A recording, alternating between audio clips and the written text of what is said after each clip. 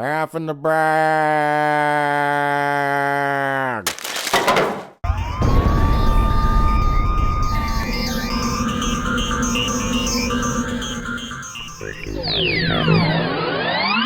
Oh no, we're too late.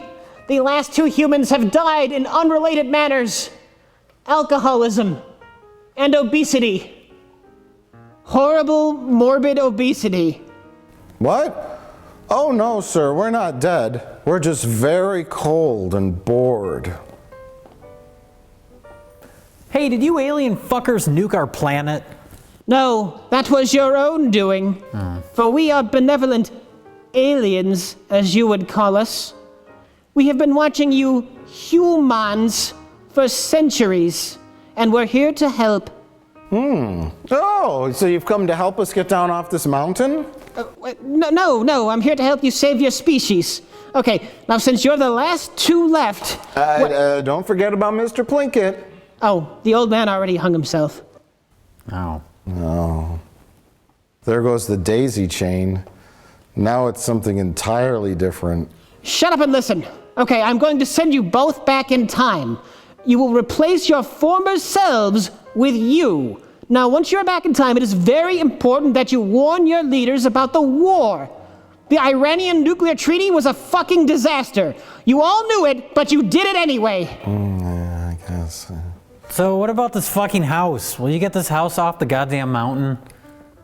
I'm trying to save your species, and all you care about is this fucking house? Well, I mean, if the house is back on the ground, and that means we could go to it and help Mr. Plinkett fix his VCR, and he pays us a lot of money, Yeah. and that's how we make our living, so... Oh, all right, fine. I'll put your house, I don't know, some shithole like Milwaukee or something. Oh, that works perfectly. That's incredibly convenient. That's a very short commute from Milwaukee. Yeah, that's really not bad. Yeah. Why, thank you, Mr. Alien. You've really helped us get out of this hole we've gotten ourselves into. Okay.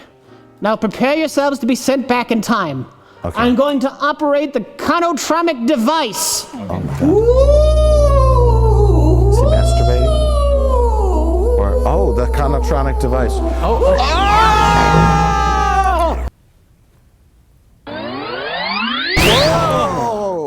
Oh my gosh. Oh boy, do you think that alien transporter beam will give us cancer?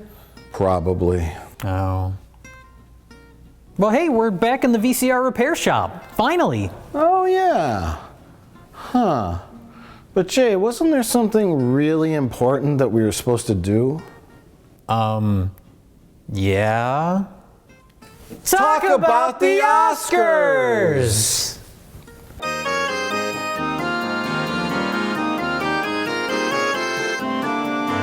So the Oscars are right around the corner. February 28th, 2016. And this may be the first year in the history of ever that collectively we've seen all the Best Picture nominees. You've seen all of them too? No, that's why I said collectively. Oh, sorry, you were pointing at yourself. Have you seen all of them? I've seen all of them. Wow, that's impressive. I've seen all 8 Best Picture nominees. Okay. I have not seen any of the animated feature Best Pictures, but I don't care. Well, it's a little bizarre to have in the same category Shaun the Sheep nominated alongside Anomalisa, the new Charlie Kaufman existential drama. So that animated category is a little bit of a joke. Well, if it's animated, then it doesn't matter. Well, that's like then don't have Best Picture. Like all these movies are so completely different. Like if you're gonna have Best Animated, then you have to have subcategories for that too. I don't know. It's a bunch of nonsense. The Oscars are a bunch of nonsense. So let's talk about them. Mm-hmm. Yeah, let's talk about them. Well, I guess we'll get into Best Picture last, but it's when we're talking about like the other categories, when we say what our predictions are, there's almost 2 different predictions you have to make, which is what I personally would like to see win and what I assume will win based on the Academy and history and the type of movies that usually win. Yeah. So I mean, sometimes there's upsets. There's things that you think will sweep, but don't. Boyhood. And then there's, ones that you go, okay, they're going to give it to that, and then they do. And then you're just like, roll your eyes. It doesn't matter. I don't know why people get in such a fervor over the Oscars. I mean, there's the celebrity of it all, of course. Right. Obviously, all the stars are there, and they're all dressed up, and they'll make the speeches, and everyone is. But the actual awards, like, who cares? All I care about is waiting to see any of them do anything embarrassing. Jennifer Lawrence has created herself a new Oscars tradition. She falls for the second year in a row. Fall last year and this year in her opening monologue. You got John Travolta touching what's-her-face. He couldn't awkwardly. say that lady's name right. Please welcome the wickedly talented one and only Adele Dazeem. Right, and then the next year they tried to make a joke out of it, and he made things worse. Oh, my darling, my beautiful, my wickedly talented Idina Menzel. You got it! Is that right? I don't know. It's like once the Oscars happen, the next day, immediately, I forget everything about them. Yep. So The only thing that people remember is celebrities doing things that are embarrassing. yes. That's all that really matters about the Oscars. James Franco in a dress. Can we say more? That was more embarrassing than when Marlon Brando dressed up like a lady Indian and accepted his award. No, I'm sure someone will make a speech about diversity, and everyone will clap They'll all be so proud of themselves and their bravery. because of a private industry awards event show. That's all this is. Yes. People treat it like it's an election, like it's just an industry awards event.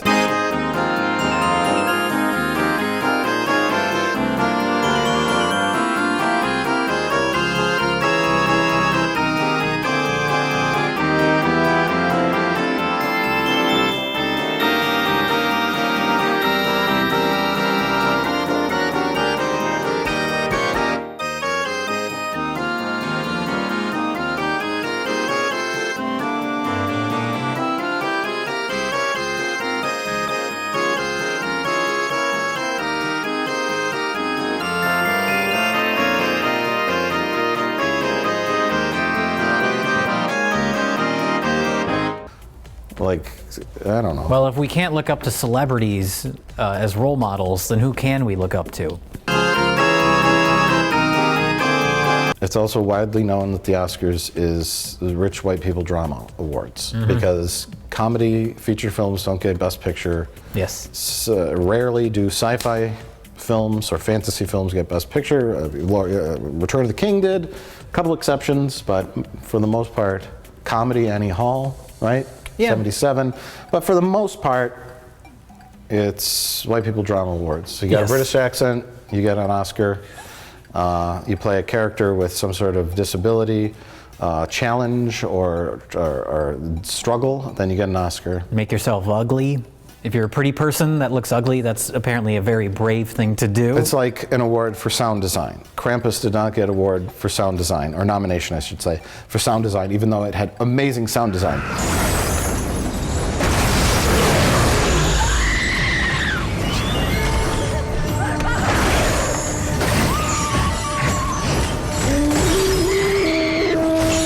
But I'm sure The Revenant did. Yes. Because it was a movie where a guy was in the woods by himself. So it must have good sound. Right. Because there's no other things going on.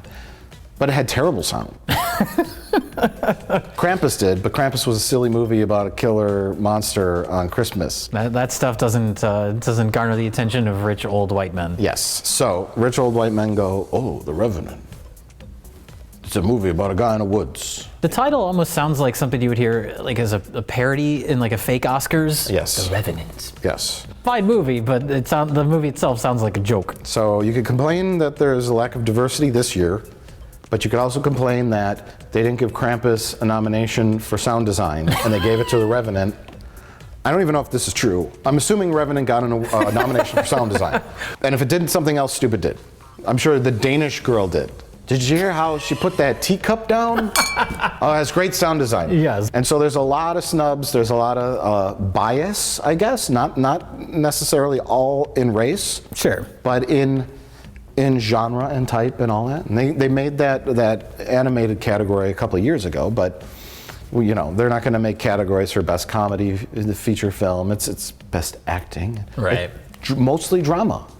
And that's what it is. So, Mike, who's nominated for supporting actress? For supporting actress, our nominees are Jennifer Jason Leigh in The Hateful Eight, Rooney Mara for Carol, Rachel McAdams in Spotlight, Alicia Vikander for The Danish Girl, and Kate Winslet in Steve Jobs.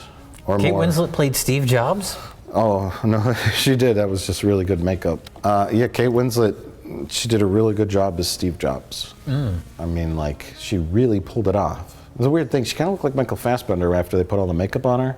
Well, I think that was the idea. It was Kate Winslet playing Michael Fassbender, playing Steve Jobs. So, you know, it's layers, and the Academy likes that. That's why she got the nomination. That's why she got the nomination. Yes. But what do you think will win?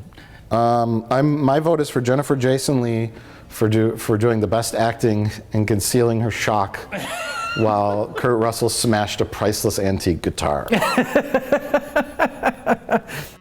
She could have said, "Oh, fuck!" Could have ruined the whole take, and she stayed in character. She did the best acting she could under horrendous circumstances. So I'm going to say Jennifer Jason Leigh just because I thought she was really great in the movie and because I haven't seen any of the other movies. But I'm going to say what will probably actually win is Alicia Vikander for The Danish Girl, because that's the sort of newcomer that they like to prop up early in their career. You know, Yeah. She was also in Ex Machina, which is a much better movie than almost everything nominated, and it wasn't nominated for hardly anything. So I'm going to go with her. Now let's talk about actor in a supporting role. And I have seen every one of these films. Oh my God. Guess that makes me sexist. Christian Bale in The Big Short, Tom Hardy, The Revenant, Mark Ruffalo, Spotlight, Mark Rylance in Rylance, I think. I don't care. Bridge of Spies, Sylvester Stallone and Creed. Jay, what's your pick? Personally, I would say Sylvester Stallone in Creed, but that's my own personal bias because I have a soft spot for that character. But I actually think the winner would be that Mark Rylance from Bridge of Spies. That seems like the type of supporting role that's just so natural, and it's an older guy. He played the spy. Yeah. Okay. Yeah. And I thought he was good in the movie. I didn't think the movie was anything terribly spectacular or interesting. But We're going to talk about a movie when we talk about the movie. But I thought he was very good in it. My vote is for Tom Hardy in The Revenant. I love Tom Hardy. He would be another personal pick. I thought he was great in that movie, but I don't know if that's the type of performance that it's a little too dirty, a little too gruff. They like the sort of classic, kind of like that Mark Rylance guy in Bridge of Spies. He's like classic actor man. It's the opposite of the Alicia Vikander, where they like to prop up the young people. They also like to prop up the older people that have never gotten their shining moment yet. So, lead actress, we've got Cate Blanchett for Carol. Did you see Carol? Brie Larson, Room. Jennifer Lawrence, Joy. Charlotte Rampling, 45 Years. What the fuck is that? That's an old grandma. And the actress, I'll never be able to pronounce her name right, for Brooklyn. Saro. Well, my pick is for Brie Larson for Room. Mine too. We'll talk about Room extensively, but she's great in it. Yeah. I didn't see Carol. Cate Blanchett. She was in the Lord of the Rings films, right? As the elf. She was. She's also been in some other movies that aren't Lord of the Rings movies. She's sort of like, if she's in a movie that year, just nominate her. Cate Blanchett and Kate Winslet should fight each other for names. My name's better, bitch. I predict the winner will be Kate. Kate Lit. Yes. That's me! No, that's me, you We're not even in the same category, you crazy I want the award! And then she smacks her in the head with the Oscar. Hashtag Oscar's so red. Because of all the blood.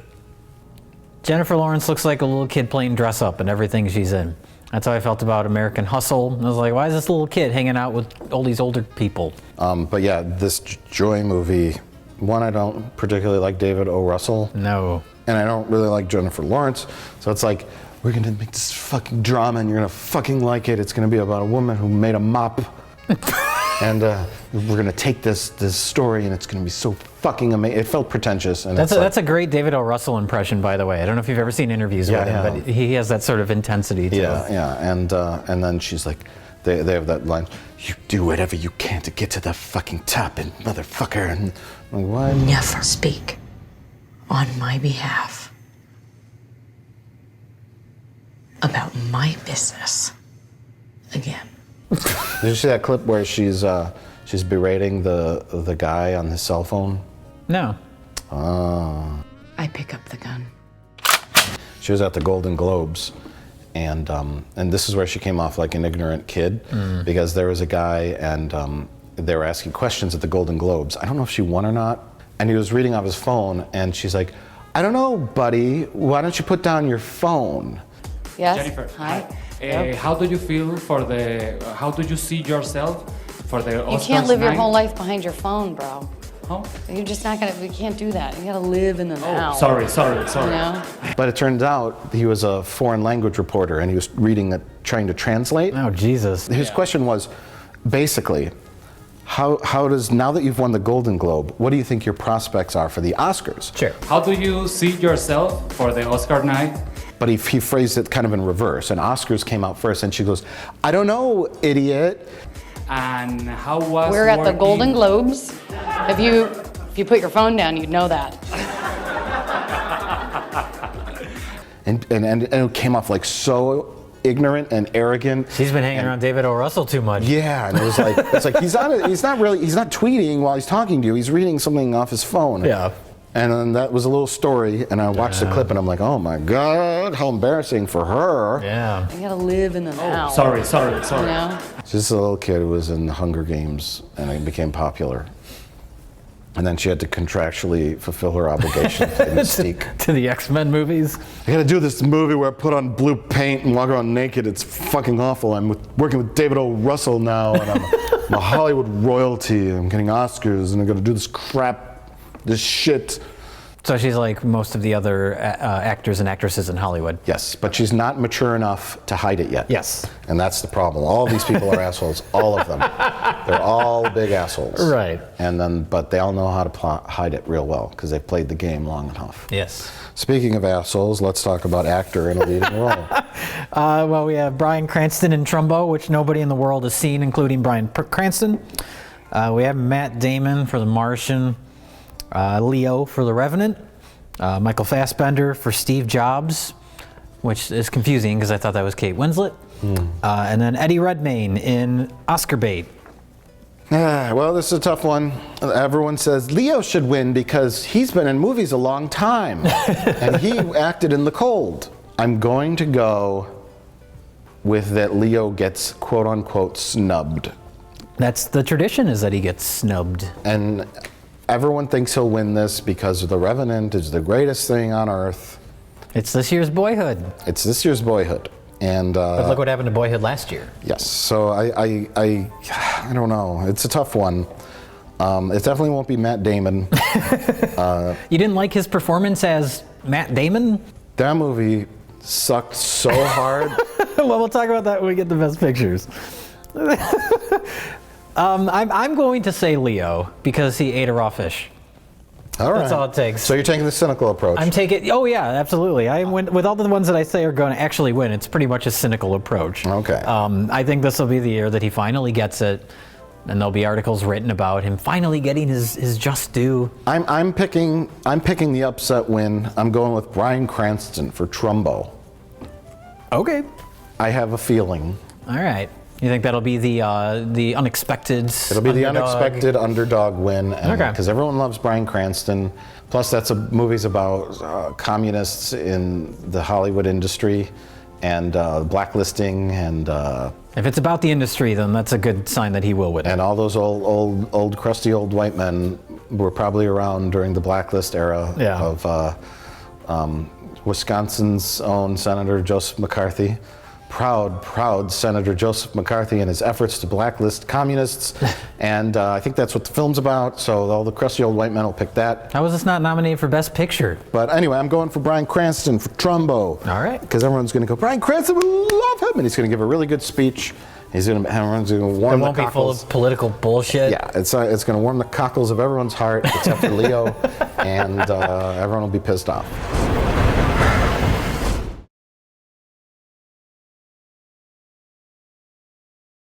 Now on to Best Picture. And while we talk about Best Picture, we're also going to do quick mini reviews of the films, with the exception of Mad Max Fury Road and The Revenant. Because we already talked about him. So we already talked about them, so look up these episode numbers right here if you want to see our reviews of those films. but we're gonna quickly talk about the ones. I'm gonna talk about all the ones I've seen. Jay has been too busy to see the other films. Well, how am I supposed to see all these movies when I have 3 seasons of The Bates Motel to get through? Our first nominee is called The Big Short. Didn't see it. It was a film about the housing market collapse of 2008.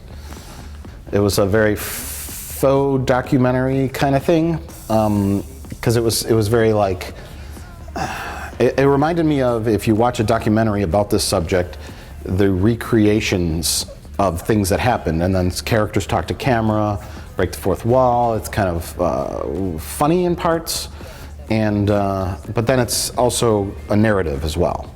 The direction of it just felt odd, and Steve Carell is in it, and the whole time he talks like Prison Mike from The Office.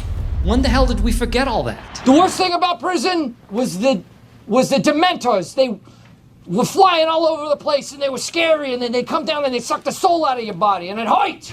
You're wrong. See, I haven't seen that Foxcatcher movie, but I know he does like a weird voice in that too. Foxcatcher was great. I'm sure it's fine, but I see him in these roles, and all I can think of is Michael Scott pretending to be somebody else. No, Foxcatcher he actually transcended, and he became it was like an actor. Okay. I was like, oh yeah, that's Michael Scott. Foxcatcher was a really good movie.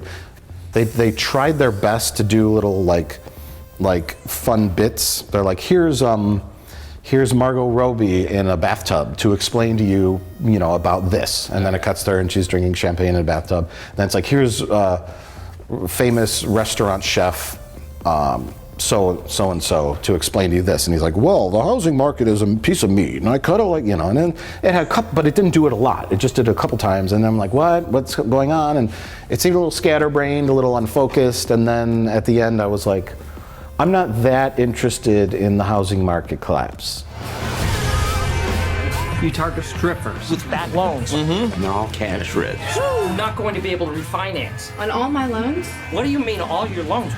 I have 5 houses and a condo. Bridge of Spies, we both recently saw this. That's a in one ear out the other movie. It's a movie. It's the moviest movie I've ever seen. It's worse than the moviest movie I've ever seen. Bridge of Spies, oh my God. First of all, I love historical films. I love Steven Spielberg. I love Tom Hanks. But this movie was the most boringest thing I've ever seen. It's a well-made movie, of course. I mean, it's Spielberg. That guy's him and Scorsese. They were born to make movies. And so I was actually distracted because I was so bored by the story. I was just distracted by the technique and being like, man, even the most simplistic scene, he knows how to move the camera and keep it looking interesting. And that Janusz Kaminski lighting, everything's glowing in the background. The windows are constantly blown out, which is something that's always bothered me about his lighting. But the story of the movie, I didn't think was terribly interesting. It's bizarre. I was familiar with the storyline. I mean, everyone knows about not everyone, but in the Cold War, a U-2 pilot, the U-2 spy plane, got shot down over the Soviet Union. He was captured. And then later he got out. Yes. It's like a movie made exclusively for the trailer. They have an exciting action sequence where the plane gets shot down. That felt so out of place with the rest of the movie. Yeah, exactly. Our countries are at war. You got to go over to East Berlin and do this thing, and they show people getting shot on the Berlin Wall. And like, oh my God, this is gonna be a super spy kind of thing. And then Tom Hanks gets there and he's like, I've got a cold and I just want to go home and get this over with. Let me talk to your guy. Okay, well, we want this other guy too, this American student also guy. You want 2 guys for 1 guy? I don't know. Let me talk to this guy. I got a cold. Let's meet on the bridge. And then they make up this tense thing where are the Germans gonna drop off the US student to Checkpoint Charlie or not? Is he there? I don't know. Oh, he's there. Okay, the movie's over. Yep. Nothing exciting happens in the whole movie. Nothing tense even. Yeah. I don't even want action. I don't want Tom Hanks driving around on a motorcycle and cars banging into him, shooting at him. I don't want that. I just want some tension, some intrigue, some betrayal. Or some drama. There wasn't even that. It was just lots of talking about the exchange that eventually happens with little to no consequence or tension. Well, I think it's trying to do, because I didn't see the Lincoln movie, but I know you saw it, right? And it was focused more on like one specific aspect of it. Wasn't just like an overview of Lincoln's life. So I think that's the same with this. They're trying to do it where it's not focused on everything this guy accomplished, but this one little moment of history. Yeah. Well, it's Spielberg likes the historical characters that made a difference. You know, your Oscar Schindlers or whatever, and where the little man with the briefcase does an important thing. Right. And then that's what this was, but it was so boring. It's funny to see, like, because the end credits are rolling, and then it gets to the end of the credits, and you have the Amblin logo that they still use, with the little ET in the cart in the bike. Yeah. And it's like, oh. That's when Spielberg made movies. Damn it. So what else do we got? The only enjoyment I got from it was the whole time I was pretending it was Tom Hanks' character from Saving Private Ryan, who had survived the war and went on to do these things. Oh, okay. And I was like, and I just kept thinking about his previous adventures in World War II. I'm like, it's the same character. That was the only enjoyment I got out of it. Also, I had a 30-minute nap in the middle, which was quite refreshing and didn't miss any of the film. What's next, You missed Jay? the scene where the two characters met in a room and talked about where they were going to meet next. This movie had more scenes of people talking in a room than a room. So next up, we have Brooklyn. I did not see Brooklyn. I just saw Brooklyn. I kept getting it confused with Boulevard for some reason. I think because they both begin with the same letter of the alphabet. That's a real good reason to confuse two films. That's all I got. I kept confusing Brooklyn with Beastmaster for the same reasons. Brooklyn was a lovely, sweet, charming film. It was about a girl from Ireland, and she has an older sister, and they live with their mother, and the older sister says, you got to get out of Ireland and go to America, and then she meets Tony Danza, and falls in love.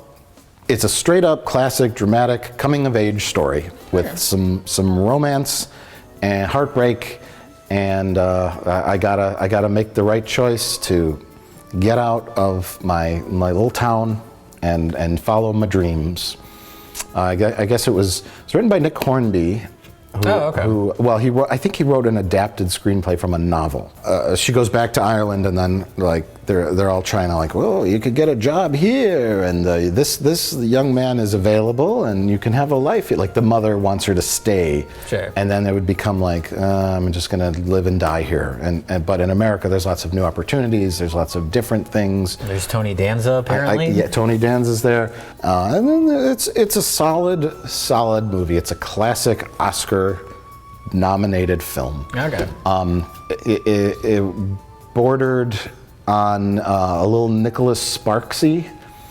A little bit, not too much, but a little leaning towards that way. But grandmas are gonna love this film. Grandmas are gonna go in there and go, that was lovely. It's very unoffensive. It's very sweet, it's very heartwarming, and it has all the little points of drama right at the right moments. I mean, it's a solid fucking movie, but it's not a standout movie. All right. It's not a movie you gotta go see that. That was amazing, that was really different, but it's a solid movie. Home is home. Anyway, what's next? Next we have Mad Max Fury Road, which of course we've already discussed. I've rewatched it a couple times since our episode. I don't know if you have. I've grown to appreciate it more and more in watching it a couple more times. Just the ambition of the filmmaking, the way it tells the story through action. There's not lots of stopping for exposition. Just a really great, entertaining movie. Plus, watch it at home in surround sound. It sounds fucking great.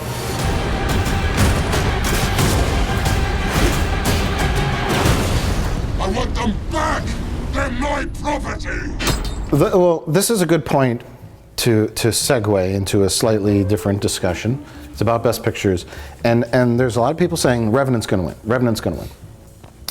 After seeing other films in this list of Best Pictures, I hate The Revenant now because one, I didn't get any emotional attachment to anything happening in The Revenant. Sure. And then people go like, well, it's so technically amazing. They shot in the cold. And you're talking about Mad Max Fury Road. Yeah. I didn't get too emotionally invested in Mad Max Fury Road, but boy, oh boy, is it a great, well done, technically executed action movie. Yes. And so I would say I had more emotional connection to Mad Max than I did The Revenant. I did too. Yeah. But as far as like general dramatic emotion, so what qualifies Best Picture? I mean, I know it's just everyone just votes for whatever, but you look at The Revenant and then you look at something like Room. Yeah. And then you go, one is good in this way and one is good in this way. Right. And so well, that's like what I was saying about the animated category. Yeah. You have like a Charlie Kaufman movie in the same category as a kiddie movie about sheep. Like, that doesn't make any sense. yeah, I mean, art is subjective, right? Art is not. Art is. I think I would describe art as how something makes you feel. Sure. And so you could have a really technically accurate painting, or you can have a painting that's terrible but makes you feel a certain way, makes you feel an emotion.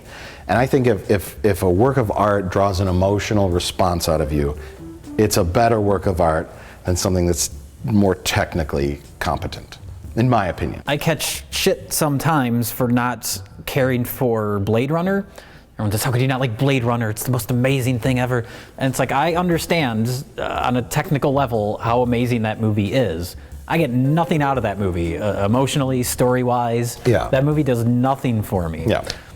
I can marvel at the technique and the style and the look and it builds this universe, but I get nothing out of it. Yeah. Aside from an appreciation for the technical aspects. But while we're on that subject, let's talk about something that doesn't work in any format. The Martian, starring Matt Damon's stupid face. Matt Damon on Mars. Yeah, a lot of people like this movie. This is one I would say on a technical level. I mean, it's Ridley Scott. He knows how to make a movie.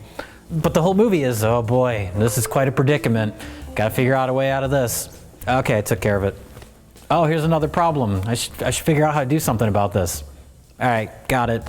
And that's the whole movie. It's a movie, a trailer. All of the things are in the trailer. Yeah, I mean, I liked some of the science aspects of it. I like that it was a little more technically minded as far as some of that goes. Yeah. But story-wise, dramatic-wise, the most exciting thing to happen was towards the end when other people were in control. When he's out in space and they have to rescue him. Like, I thought that part of the movie was entertaining. Yeah, this is a rare occasion where I wish for Hollywood-esque cliches. Like the Matt Damon character, they didn't talk about. They talked about his parents at one point, but he didn't have like a love interest or a daughter or son. You know, like that movie. What was that movie? Interstellar. We saw. With the Matthew McConaughey, Christopher Nolan movie? Yeah, at least like they had some connection with his daughter, and there was some kind of time travel thing. I don't even remember that movie, but there was something was going on there. It's the most emotional, entertaining movie ever made, and you don't remember it? Something was tugging at my heartstrings. I don't remember. As small and withered as my heartstrings are, something attempted to tug at them. In this, it's like.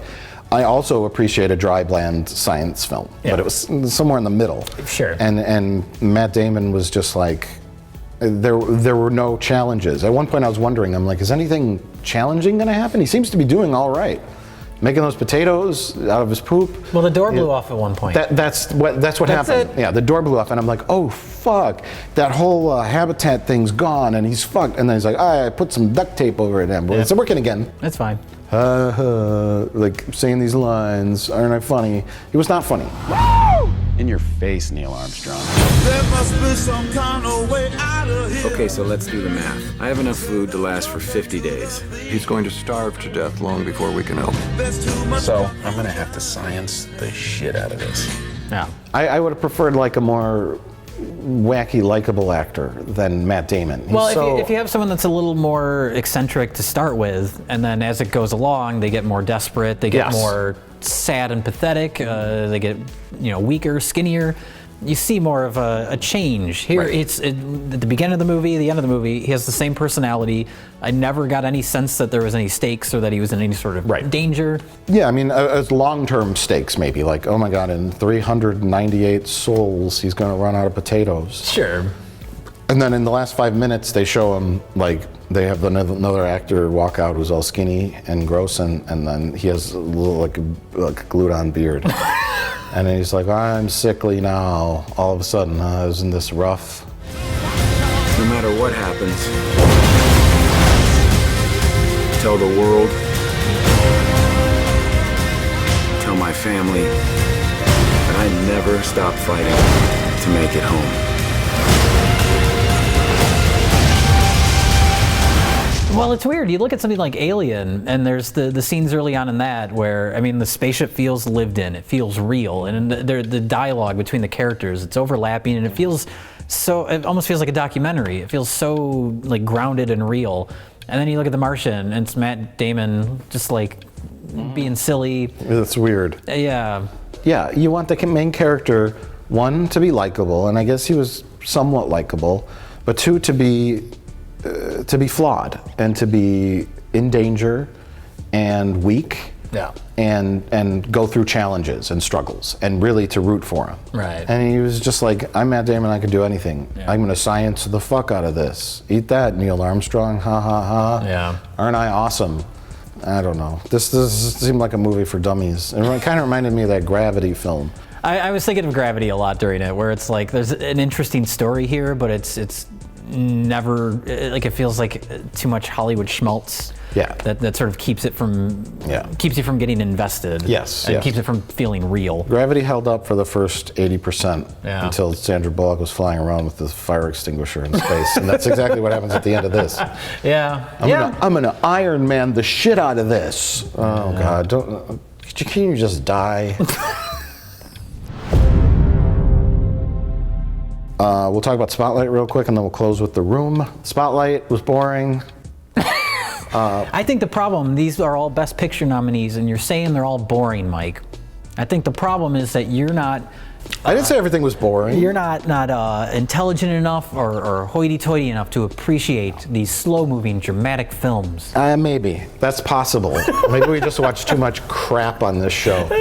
No, Spotlight was a good film. What I mean by boring is that it was very straightforward. It looks like the classic Oscar-nominated Best Picture. And it has some similarities to Bridge of Spies because it's like, it's about Spotlight is the name of this like newspaper article, and a group of people that like do these specific stories. They spotlight this story, and then they kind of get wind of this the Catholic priest sex abuse stuff, and then they start doing some investigating, and then they uncover like, wow, this abuse has been going on for a long time. It's been covered up. And then there's, the politicians, local politicians cover for the priests, and then they start digging, and then they kind of expose the story. And then, there's no fight scene with a priest where Mark Ruffalo's on top of a subway car. We're gonna stop you! He's throwing acidic holy water at him as the subway car flips off the tracks, and Mark Ruffalo goes like this. None of that happens. It's just like, let's look at these files and figure out what's happening. It sounds like the type of thing that would work better as a documentary than as a narrative movie. Yes, exactly. Like Bridge of Spies. The Big Short too, which was partial documentary, kind of. But yeah, it's and then at the end it's like, oh, there's sex abuse priests everywhere. And it's like, here's all the lists of cities where there's been molestations. And it's like somber. Was it a literal list? It was a literal Did they have list. The Benny Hill music playing? No. Oh. It's a good thing you weren't in charge of the music for the film. But no, it's like depressing, sad music. And it just basically lists every city in the whole world for like 15 minutes. And it's like the Spotlight kind of started the whole thing where they uncovered how priests molest little kids and then kind of cover it up. But there wasn't much to the story as far as a real life event. So yeah, a documentary. Yeah. But it's one of those movies that's political, that brings out, well, when they make their speech at the end. the sex abuse in the church is still going on, and this movie hopefully will bring more awareness to that. Because no one was aware of it before this movie. Yeah, apparently. But like a solidly made movie. But I'll never think of it again, except for the moment when a priest tries to touch my wang. Then I'll say, hey, why don't you watch Spotlight, you motherfucker?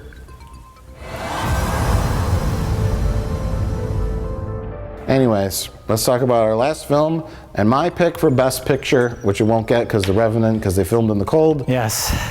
Is Room. Well, this film's called Room, which is kind of an unfortunate title because a lot of people will probably confuse it with another film with a similar title that happens to be terrible. Rumi and Michelle's high school reunion. Yeah. And you don't want to confuse it with that film. I heard there was a lot of angry people coming back to the box office because they were just horribly confused. Yeah. They were saying, where was Lisa Kudrow? They were so glad Lisa Kudrow was back on the big screen. Yeah, so you finally saw Room. I just saw Room, and it's fantastic. I think the first half is a little bit stronger than the second half, but that's almost by design because the big, dramatic, exciting moment is about halfway through the movie. Yes. And then the rest of the film is the aftermath of that. It's, of course, about... I will talk a little bit about spoilers. I don't know how much was given away in the synopsis or the trailer or anything for this movie. Right. I didn't know anything about it. I saw the poster, and it's mom hugging child, and I already pictured the whole movie in my head. It's like Oscar-nominated movie about the relationship between a mother and a child, and it'll be whimsical. There'll be there's a room, and there's a room involved, but there'll be tug at your heartstrings music, and then within the first 5 minutes, I was like, oh, this is not what I was expecting at all. Yeah, all I remember hearing about it, and we're throwing out a spoiler warning here because it's nice to have watched this film without any foreknowledge. Right. Because I didn't know anything about it. I knew it was about two people in a room and like a kid adjusting once he gets out of the room, and that's all I learned. So Brie Larson and Lil Boy, it starts off with them in a room. It reminded me a little bit of a little horror film called Hidden, starring Alexander Skarsgård. About a family that's in a fallout shelter kind of thing, underground shelter, and which is a good movie. If you probably haven't even heard of it. Yeah, it's good. Unexpected turns it takes. Yes, it's a recommendation. No, so you're like, okay, was this post-apocalypse? Is this is she in a weird religious cult, or what's going on? And then you start to realize that they're being held captive by a crazy person. But the point of the movie is, it's a real good character movie. It's not about them escaping or getting the guy and all that. Like, it's about character adjustments and growing. And this little boy who was born in this room does not know of the world outside of it. Right, and that's where the drama comes from. And that's the interesting aspect of it, is him adjusting to this world. Just trying to picture yourself in that position of the mom for so long kind of kept the real world hidden from him. Yeah. Like everything, they have a little TV in there, and she's saying that's magic, that's all fake. Finally, when it gets to the point where the mom tells the kid the truth, there's this sort of him kind of trying to understand it. Like, is it such a foreign concept to someone in that position? I see windows and hundreds of cars and birds and Grandma and Grandpa. Jack, someone here would like to meet you.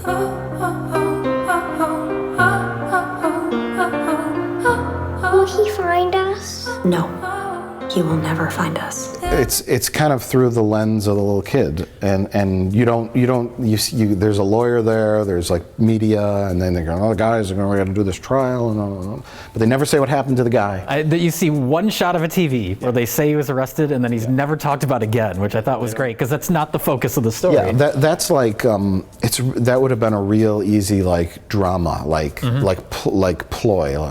Brie Larson goes to the trial, and she's going to eyeball him. Well, I think in a more traditional movie, the kid escaping would be the climax of the entire movie. That too, yeah. That's another way they would take it. Yeah. So the fact that it happens about halfway through and then it completely shifts gears and becomes a very sort of focused character story about the mom, both of them adjusting to the real world. And the mom, I like that it wasn't terribly conventional. It went to some darker places than I was expecting. Well, it works because we spend so much time in the room first. We don't, the whole first half of the movie, we don't leave the room. Yeah. So much of it is from, I love that, because if we want to talk about like directing, like The Revenant, everyone's talking about the amazing direction of that movie. And it's good, it's a well-made movie, but it's very show-offy. Mm-hmm. And something like Room, I loved that when it was just the mom and the kid, it was very sort of, 2 shots, and then the minute someone else entered the room, it was in the kid's head, and it was suddenly the camera work was more claustrophobic. It was more not exactly his point of view, but sort of his perspective. And as the movie went along towards the end, and he sort of grew more comfortable being around people, like they eased up on that. Visual filmmaking is utilized very well in The Room. Yeah, and then in the end they go back to the room and it's very small and dark and it's much different. There's a completely different look. Yeah. I would imagine, I don't know if this is true, but I imagine the set was much bigger when they were filming with the kid and lit differently, of course, and probably a bigger space because when you're a kid, the world seems bigger, and the room seemed like the whole world to him, and in the end it was just like this dark, small place. And it shows he had grown as a character and all that. But yeah, you're right. The Revenant, there was Leo. Leo had a little son, and the best, it's bizarre because Alejandro Inarritu and Birdman, Michael Keaton was such a strong character, and so likable and so real, and there's so much going on, and Revenant was like Leo, the best they could do with show him laying there with the little boy in the flashbacks. Yeah. There's a little cute moment with the boy where he's teaching him how to shoot an arrow or do something, and they have basically the only interactions with Leo and the boy is he slaps him on the head and says, "Shut up! Yeah. Don't talk." And then it's like, oh yeah, they love each other. Yeah. Remember when they were laying on the blanket? And he comforted him after he got burned. Yeah. Also, the wife died. Oh no, we didn't even know her. Oh, isn't it sad? No, it's not set up. Yeah. In Room, the entire first half of the movie is getting to know these characters and only these characters. So then when they get out in the real world, you understand both of their perspectives. But with The Revenant, they filmed in the cold. Oh, okay. And Leo ate a fish.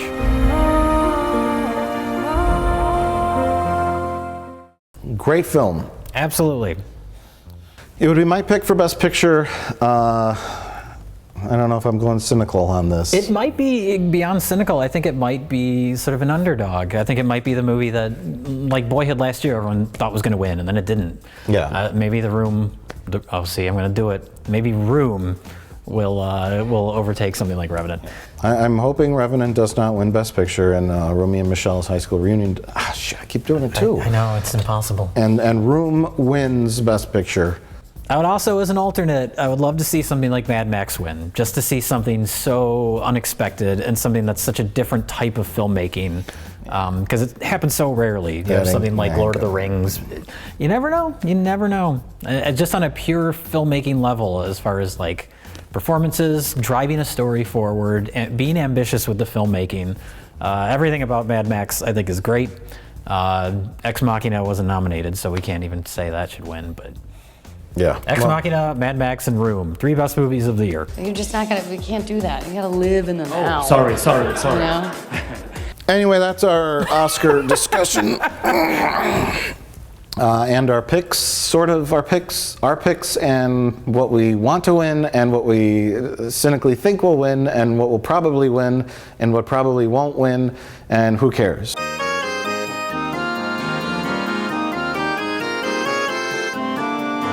Well, I guess we can look forward to next year's Oscars, where movies and actors will win awards for movies that we'll forget about until next year's Oscars. What are you, mute? Oh my God, the phone's ringing. Lightning Fast VCR Repair Shop. This is Mike. How can I help you? Oh yeah, let's go, God. It's me, it's Mr. Plinkett. Guys, there's an emergency going on here. My house, it's in a perfectly normal location, and there are no problems whatsoever. Goodbye.